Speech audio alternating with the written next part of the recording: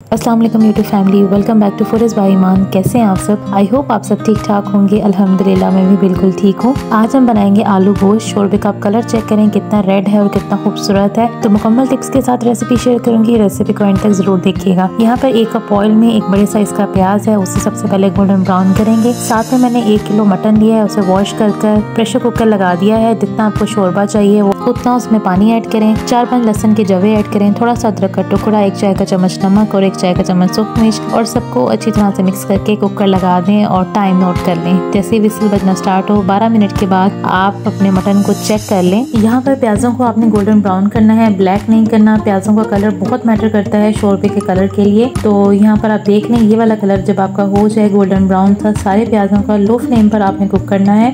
तो प्याजों को ऑयल में से आप सेपरेट कर लें। हाई फ्लेम पर कुक करेंगे तो आपके प्याज जो हैं वो जल जाएंगे। यहाँ पर 2 बड़े साइज़ के टमाटर हैं और प्याजों को हमने सेपरेट कर लिया है।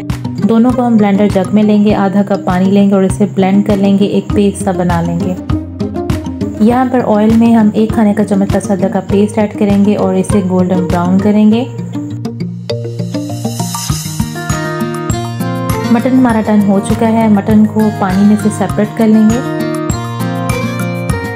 अब यहाँ पर लहसुन अदरक जो गोल्डन ब्राउन हो चुका है उसमें हम मटन को ऐड करेंगे और ऐसे 1-2 मिनट कुक करेंगे। साथ में टमाटर और प्याज का जो पेस्ट बनाया है वो इसमें ऐड कर देंगे। थोड़ा सा पानी डालकर जग को अच्छी तरह से क्लीन कर लेंगे, वो भी इसके अंदर ऐड कर देंगे।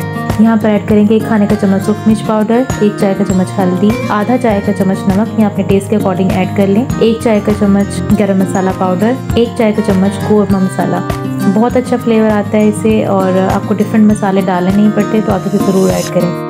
इतनी भुनाई करनी है आपने इसकी कि इसका ऑयल जो है वो सेपरेट हो जाए। और देखें ये दानेदार सा हो गई, देख रहे हैं आप। यहाँ पर हम 2 मीडियम साइज़ के आलू हैं, इन्हें कट करके इसके अंदर ऐड कर देंगे। वॉश करके ऐड कीजिएगा और साथ में ऐड करेंगे वो जो पानी हमारा रिमेनिंग पानी था कुकर में, उसको हम छान कर इसके अंदर ऐड कर देंगे ताकि किसी किस्म की भी कोई हड्डी या कचरा इसके अंदर ऐड ना हो।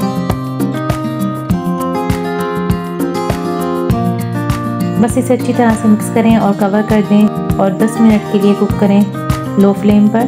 10 मिनट के बाद आप देख सकते हैं यहाँ पर हम आलू को चेक करेंगे।